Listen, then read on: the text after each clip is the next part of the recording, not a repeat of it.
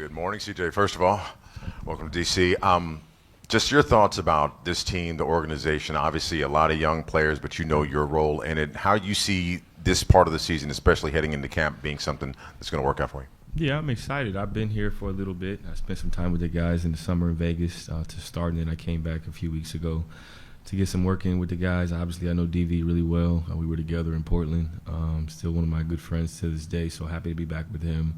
Had some really good conversations with Will, with Winger, and with Coach. So just excited about, the youth, the talent, the energy. Guys love to work out, which is what I'm all about. I believe in growth. I believe in opportunity. I think we have a lot of that that'll occur this year. Obviously, I've been in the league a long time, so I like to compete. I like to compete at a high level, and I think it stems from preparation and mindset and, how I got to where I'm at today. So I like the building a lot.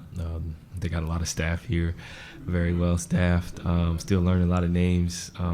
It's like a crash course on, 100 new faces, 100 new names, and the guys are asking questions. Obviously, they're able to see how I work and how I got to where I'm at, within this league in terms of the respect that I have, but also how I play. And I think they'll learn a lot from me just by osmosis, by being around, but also me being able to kind of help out and explain why I do things the way I do, why I prepare the way I do, why I get in at the times that I do, and how you take care of your body and mind and just continue to become a professional. They're 20 years old, a lot of them. I can't even give them my wine, so I was just like, this is going to be, funny just to kind of see the conversations, the music, all those types of things. But they're really talented guys. They love to work. And I told them today, I told Coach BK, I said, I've been in the league a long time, and obviously I've heard a lot about, the organization and some of the changes that they've made, from the past. And I've never been on a team where guys work out on media day and, it's scheduled. It's optional, but, it's 20 guys in the building, G League included, where guys are getting after it. They lift. The 20-year-olds actually go to their table time. The 20-year-olds, like to work, 21-year-olds. And obviously Chris and I are the oldest on the team, and we love to work too. So it's just a great environment for me to be a part of. Wes Hall, Monumental Sports Network, since we're doing the names and introductions part of there, not a problem with that. I asked Chris this earlier about balancing out your veteran experience and your own individual priorities with helping grow and develop the young guys that are under you. Yeah, I love to compete. I love to get after it. So I think for me, it's just about being a pro, approaching the game the right way every day, maximizing my talents, obviously. And that'll come with preparation. That'll come with getting here early, getting what I need for my body, getting what I need for my mind, and then going out there and doing what's asked of me and doing it at a high level. Historically, that's what I've done. I've been able to adapt, and I played different roles. I played, obviously, alongside some great players. I was in New Orleans with a lot of young talent, and I did different stuff, on the ball, off the ball. I'm comfortable, in all those situations. I can score, obviously. I know how to lead. I know how to follow. So I played a lot of different roles throughout my career. And I think individually, when you do things the right way and you move with good intention, I think it usually works out for you. I never really set statistical goals. It's I want to be as efficient as possible. I want to be in great shape, and I'm in great shape. I took 21 days off to start the season. My last game was March 22nd.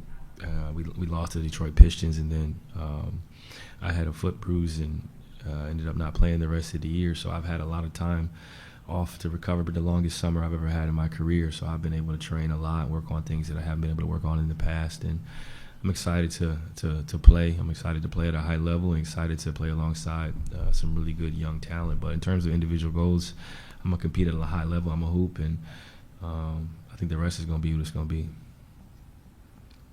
Hi, CJ. Megan McPeak, also with Monumental. How you doing? Good, thank you. When you step into a situation, and I know New Orleans, you had a lot of young guys as well too, but as a vet, what do you want to be able to take away from this young group for yourself, and what do you also hope they take away from you as you progress throughout this season? I think I'll start with what I hope they take away from me. I think just my approach. There's a lot of different ways to be successful in this league, but consistency matters. So with time you get to the gym, what are you working on when you work out? Are you getting your table work in? Are you lifting? What are you eating? Are you getting your sleep? So I think they'll be able to ask me questions, obviously, and I'll be able to share my experiences. But I think a lot of it is them just being able to see, this is year 13 for me, and, I like to get here early. I like to stay late. Obviously, I got kids. I'm married, so my lifestyle is different than a lot of them, at 20. But just being able to help give them information in terms of how they should schedule their days out, like how they should be approaching off days. Those little things that I think are helpful to establish good patterns and good consistency. And then, can you repeat the first part of your question? What do you hope you can maybe take away from this young group?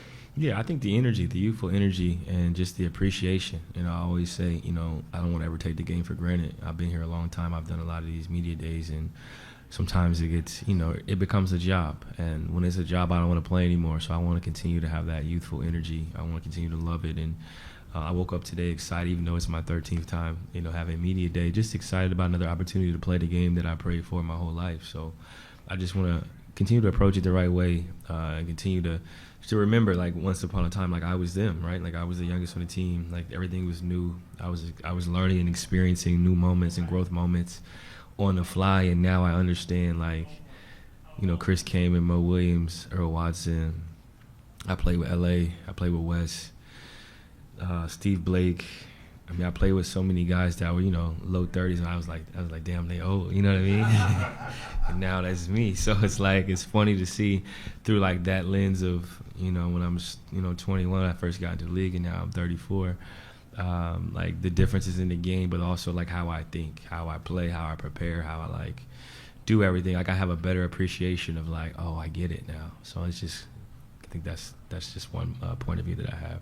And then you have a journalism background. You obviously have your podcast, and the writing you do with the Players Tribune. How important is it going into year 13 to emphasize to these guys to pour into yourself as CJ the person, to be able to then be CJ the player, the dad, the husband? How important is it for you to also make sure that the young guys are understanding that, but then also yourself? Yeah, it's tough. Like, I went to school for 4 years. I went to Lehigh University, obviously, and I mean, I was the first player to ever go to the NBA from Lehigh. So, like, I was just establishing, like, what am I going to do when I'm not hooping no more? You know what I mean? Type of mentality. Like, I want to make sure I have everything set up. Like, I want to do broadcasting, I want to do journalism, I want to be in real estate. And I just kind of, you know, built out things that, you know, made me happy. I call them, you know, passions and hobbies that are like healthy hobbies, right? Like yoga, stuff like that. But these were things that I knew would be beneficial to my development as a basketball player, right? Help me talk to the media better, but help me have a better perspective of sports in general. And then I got experience to where I could be able to cover the sport when I retired. But for them, especially the young fella from Texas, I was telling them, I was like, what do you do besides play basketball? And I had to envision like what it was like when I was 19, you know, and I was still in college with an NBA. And he was like, I just sleep. And I was like, bro, you gotta like find something else. Like, you don't play video games? He's like, no. He's like, all I do is hoop. And I was like, that's great, and like that's important, and that's the type of mentality you gotta have. But I was like, you need an escape. Like, I was like, this is about to be 82 games, practice every day. You only off once every 6 days.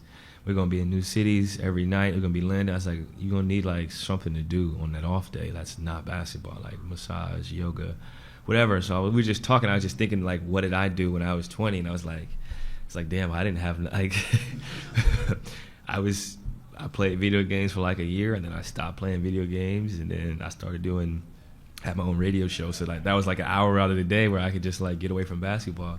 But I said it's 24 hours in a day, so you got to find some hobbies. I was like, I'll send you some books, I'll send you some stuff, but like you got to find something else that you can escape the game from, because like if you don't have an escape, you'll go crazy. And that's what I've noticed in this sport. Without balance, there's chaos. And I think, you know, for me, I've tried to continue to figure out ways to have balance in my life, and I ain't perfect, but I think it's just funny. Like I try to envision like when I was 20, like what was I doing after practice? Because like now, like my life is planned out. Like I got stuff to do, but when I was 20, it was like, do I want to play 2K? Like 3-hour nap? Like what am I going to do? And then it's like 5 o'clock. I go back to the gym, I guess. But that's been an interesting, just conversations of like how do you structure your day when you're 20 and you just by yourself. CJ, David Aldridge with The Athletic. That's a great answer, man. That's a great. It's so hard to win in this league, and this franchise has not won for a very, very long time. They're trying to build it back up to where it needs to be. How difficult is it to be intentional every day in terms of these are the habits that lead to winning, even if we're not winning at the level we want to be winning at right now? Yeah, it's very difficult, and you know, I didn't lose a lot. I haven't lost a lot in my career. So, like, it's, I went to the playoffs 9 straight years, I think. Almost 10. We lost to New Orleans in the playing game to OKC a few years ago. And that was my first time not making it. But it's just, when you build winning habits, and I kind of compare it to, like, and this is an extreme example, but, like, how I raise my kids, right? Like, discipline, like saying please and thank you, even if they don't know how to say it. Like, I'm just always instilling it in my daughter, like, say thank you, and she's like, thank you. Like, she can't really talk yet, like, she's learning. And my son, now that he's 3, almost 4, like, he gets it. So he says please and thank you, or like, he's like, Margot, you can't do that. Like, it's instilling in him, years and years of doing things the right way. Clean up after yourself. We sing the clean up song. We pray before we eat. We pray before we sleep. Like, even when he didn't know how to do it, it's instilling in him, like, the foundation of this is what's acceptable, this is what's not. Even when he doesn't know any better. I think the same thing applies to sports.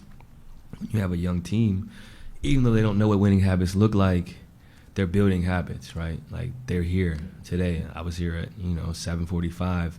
There was 8 guys here, and then at 8 o'clock there was 15 guys here, and then at 8:30 the G League team is here, and everybody on the Wizards team is here. So it's like, it's instilling habits of getting in the building, eating breakfast, get your table work in, get on the court. It's like a daily vitamin.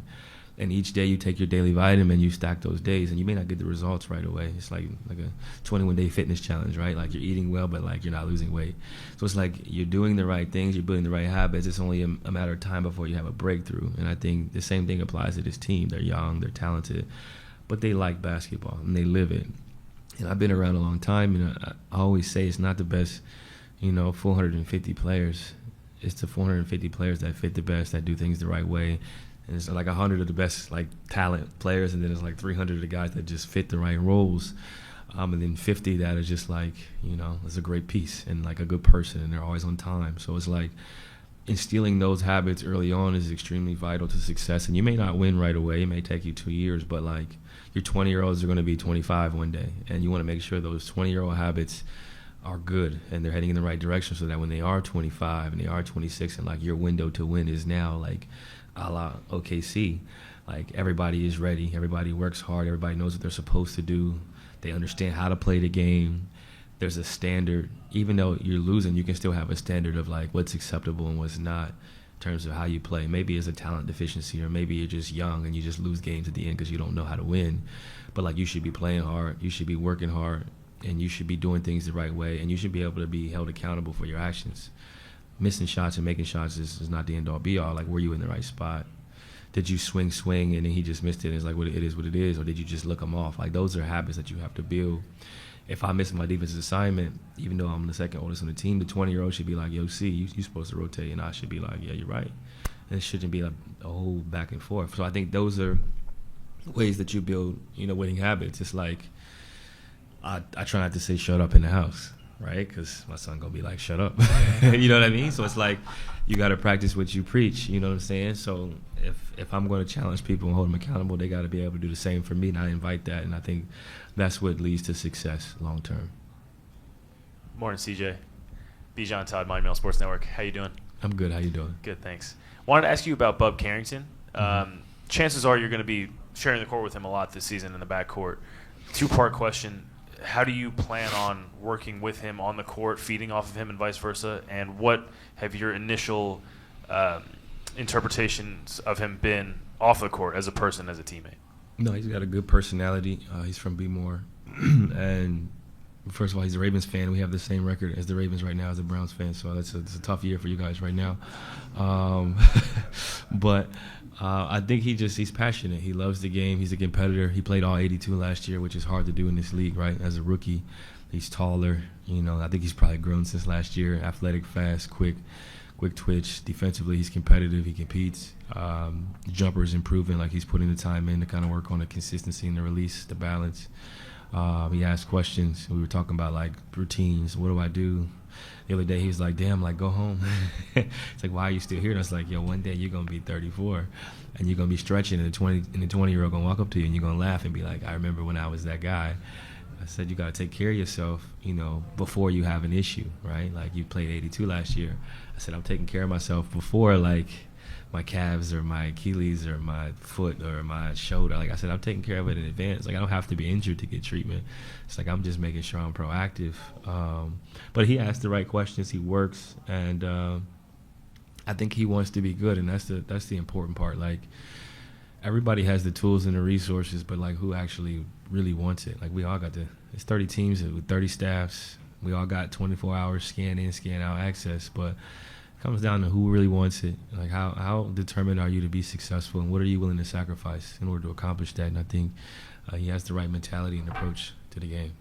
Chris, last one, and then we got CJ, Chris Miller from Monumental Sports Network. When you walked in, I'm having a flashback of me calling your 50 points you gave the Wizards last year. So I'm kind of curious where you are. You talked about March. You kind of had to shut it down. But what have you done since March to now to get yourself ready for another season?